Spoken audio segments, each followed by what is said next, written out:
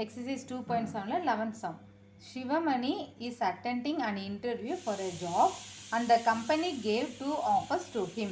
இப்போ சிவமணிங்கிறவர் வந்துட்டு ஒரு இன்டர்வியூ அட்டன் பண்ணுறாரு ஒரு ஜாபுக்கு. அந்த கம்பெனி வந்து 2 ஆஃபர்ஸ் அவர் கொடுக்குறாங்க. Offer A 20,000 to start with followed by a guaranteed annual increase of 6% for the first 5 years. அப்போ 20% கொடுக்குறாங்க. ஆனுவல் இன்க்ரீஸ் வந்து 6% ஆகுது ஃபார் ஃபஸ்ட் 5 இயர்ஸ்க்கு. அதே மாதிரி ஆஃபர் பில்ல 22,000 கொடுக்குறாங்க. To start with followed by guaranteed annual increase. இங்கே வந்துட்டு ஒரு வருஷம் இன்க்ரீஸ் எவ்வளோ இன்க்ரிமெண்ட் எவ்வளோ கொடுத்துருக்காங்க 3% ஃபார் த ஃபஸ்ட்டு 5 இயர்ஸ் இதுவும். ஓகே, அப்போ 20,000க்கு ஒரு வருஷம் 6% இன்க்ரிமெண்ட்டில் கொடுக்குறாங்க, இன்க்ரீஸ் ஆகுது ஃபார் த ஃபஸ்ட்டு 5 இயர்ஸ்க்கு. அதேமாதிரி 22,000 ஸ்டார்டிங் சேலரியாக இருக்குது. Guarantee annual increase of 3% increase ஆகுது ஃபார் த ஃபஸ்ட்டு 5 இயர்ஸ்க்கு. What is the salary? What is his salary in the 4th year with respect to the offer A and B? அப்போ question என்ன கேட்டிருக்காங்க, சிவமணி வந்துட்டு ஒரு ஜாபுக்கு அட்டன் பண்ணுறாரு, 2 ஆஃபர்ஸ் கொடுக்குறாங்க. ஒரு ஆஃபரில் 20,000 6% 5 இயர்ஸ்க்கு. அதேமாதிரி இன்னொரு ஆஃபர் வந்து 22,000 3% 5 இயர்ஸ்க்கு. ஆனால் கொஸ்டினில் ஃபைன் பண்ண சொன்னது என்னது, what is his salary in the 4th year with respect to the offer A and B. இந்த 4th இயர்னா 4th இயர் தான் இங்கே நடந்துட்டு இருக்குது. வாட் இஸ் ஹிஸ் சேலரி இந்த 4th இயர். அப்போ 4th இயர் தான் கேட்டிருக்காங்க. ஆஃப்டர் 4 இயர்னு கேட்டாங்கன்னா நம்பர் ஆஃப் இயர்ஸ் 4னு எடுத்துக்கலாம். ஓகேவா, எண்ட் ஆஃப் த இயர் அப்படின்னு கேட்டிருந்தாலும் நம்ம 4 இயர்ஸ் எடுத்துக்கலாம். இந்த 4 இயர்னா 4th இயர் நடந்துட்டு தான் இருக்குது. ஸோ நம்ம எண்ட் இயர் இந்த 3 இதுக்கு முன்னாடி இருக்கிற இயர் தான் எடுத்துக்கணும். 10th சம்மும் 11th சம் சேம் பேஸில் வருது. 10th சம் எடுத்து பார்த்தீங்கன்னா ஆஃப்டர் 5 இயர்ஸ் அப்படின்னு கொடுத்துருப்பாங்க. ஸோ n = 5ன்னு எடுத்துட்டோம். ஆனால் இங்கே கொஸ்டினில் வாட் இஸ் ஹிஸ் சேலரி இந்த 4th year with respect to offer A and offer B. Offer A பிக்கு என்னன்னு கேட்டிருக்காங்க. அப்போ 4th இயர் அப்படின்னா இந்த 4th இயர்னா 4th இயர் தான் இப்போ நடந்திருக்கு. அப்போ பிஃபோர் இயர் எண்டான இயர் தான் நம்ம எடுத்துக்கணும். எப்பயுமே என்னங்கிறது கம்ப்ளீட்டான இயர் தான் எடுத்துப்போம். அப்போ நமக்கு ஆஃப்டர் 4 இயர் லாஸ்ட் சம்முக்கு இதுக்கு என்ன டிஃபரெண்ட்னா அதில் கிளியராக கொடுத்துருந்தாங்க ஆஃப்டர் 5 இயர்ஸ் அப்படின்னு கொடுத்தனால n = 5 எடுத்துட்டோம் 10th சம்மில். இங்கே வந்துட்டு இந்த 4th இயர்னா 4th இயர் தான். அப்போ பிஃபோர் எண்டான இயர் எது 3 தான். அப்போ என்னங்கிறது நம்பர் ஆஃப் இயர்ஸுங்கிறது 3 தான் எடுப்போம். அப்போ சேலரி ஆஃபர் ஏ கிடைக்கையில் அமௌண்ட்டுங்கிறது 20,000 % 6 எடுத்துப்போம். நமக்கு எண்டான இயர் ரெண்டுக்குமே 4th இயர் தான். அப்போ எண்டிங் இயர் வந்துட்டு எது 3 தான் என்னங்கிறது. அதேமாதிரி ஆஃபர் பி செய்யல பிரின்சிபல் அமௌண்ட்டுங்கிற பிரின்சிபல் வந்துட்டு 22,000. அதே மாதிரி நமக்கு ரேட் வந்துட்டு 3%, என்னங்கிறது 3. ஓகேவா, அப்போ அதை வச்சு தான் நம்ம செய்ய போகிறோம். லாஸ்ட் சம் செஞ்சோம்ல 10th சம் சேம் பேஸ் தான், இங்கே 2 தான் செய்ய போகிறோம், அவ்வளோதான். ஓகேவா, இப்போ சொல்யூஷன் ஆஃபர் ஏ. ஆஃபர் ஏல நமக்கு வந்து என்னென்னு பார்க்குறோம். பிரின்சிபல் அங்கேயே சொல்லிட்டேன். பிரின்சிபல் என்னவா இருந்துச்சு 20,000. ஆறுங்கிறது ரேட் என்னவா இருந்தது 6% தானே இருந்தது 6%. நம்பர் ஆஃப் இயர்ஸ் என்னது இப்போ தான் நான் சொன்னேன் எண்டான இயர் 3. இந்த 4th இயர் தான் கொடுத்துருக்காங்க. ஆஃப்டர்னு அந்த கொஸ்டினில் இருந்தது. போன கொஸ்டின் அப்போ ஏன் எனக்கு வந்து கொடுத்த நம்பர் அப்படியே எழுதணும்னா ஆஃப்டர் 5 இயர்ஸ்ன்னு சொல்லியிருந்தாங்க.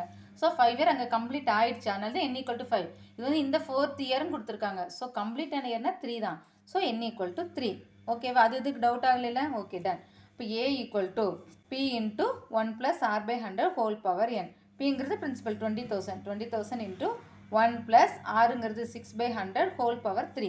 அப்போ 20,000 இதை நம்ம க்ராஸாக மல்டிப்ளை பண்ணுவோம். 1 × 100 100 + 6 ஹோல் டிவைடட் பை 100 பவர் 3.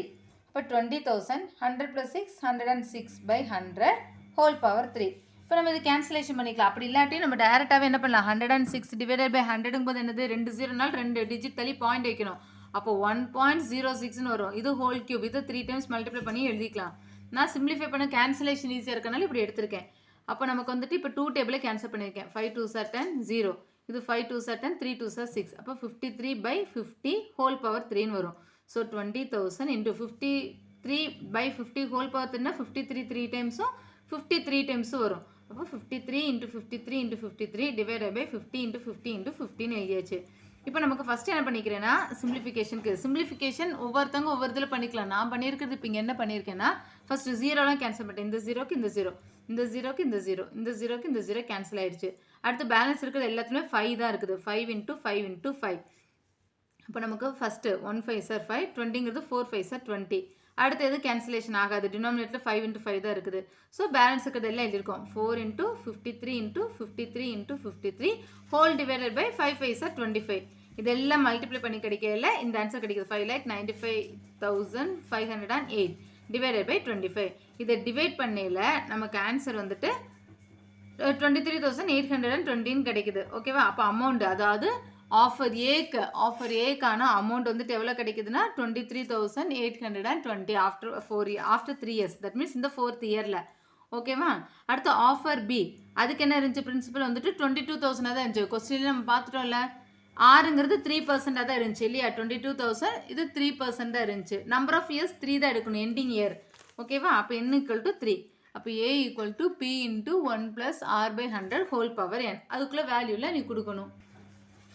இப்போ 22,000 × 1 + 3/100 ஹோல் பவர் 3. இப்போ 22,000 இது நமக்கு வந்து ஒரு ஃப்ராக்ஷன் ஒரு நம்பர் இருந்தால் என்ன பண்ணுவோம்? இப்படி க்ராஸாக மல்டிப்ளை பண்ணி ஹோல் டிவைடாக எடுப்போம்.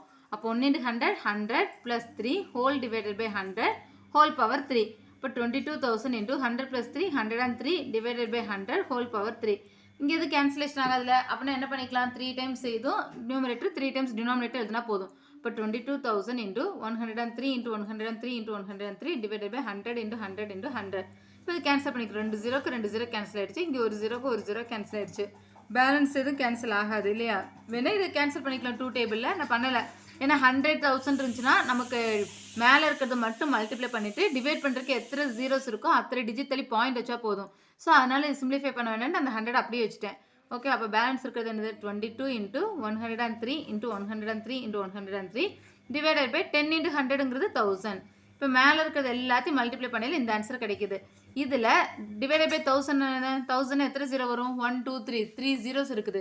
அப்போ இங்கே இருக்கிற ஆன்சரில் 3 டிஜிட் தள்ளி பாயிண்ட் வச்சா போதும். 1 2 3. அப்போ இங்கே பாயிண்ட் வரும் 24,039.994ன்னு வரும். இது நம்ம அமௌண்ட்டாக தான் எழுதணும். அமௌண்ட் எப்படி எழுதுவோம்? பாயிண்ட்டுக்கு அப்புறம் 5 கூடுதலாக இருந்தால் இங்கே ரவுண்ட் ஆஃப் பண்ணிக்கலாம்.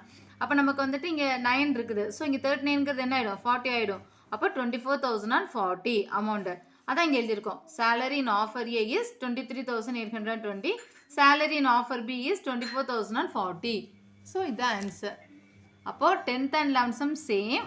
அதில் என்ன ஒரு சின்ன டிஃபர்னா அங்கே டேரெக்டாகவே ஆஃப்டர் 5 இயர்ஸும் கொடுத்தனா இன்னும் 5ன்னு எடுத்துட்டோம். இது இந்த 4th இயரும் கொடுத்தனால நமக்கு 4th இயர் இப்போ நடந்துட்டு இருக்கிறது. ஸோ கம்ப்ளீட்டான இயர் எடுக்கிறனால எண்ட் இயர் வந்துட்டு இது 3. அதனால n = 3ன்னு செஞ்சுருப்போம். இன்னும் பேலன்ஸ் எல்லாம் சேம் இதான். ஓகேவா?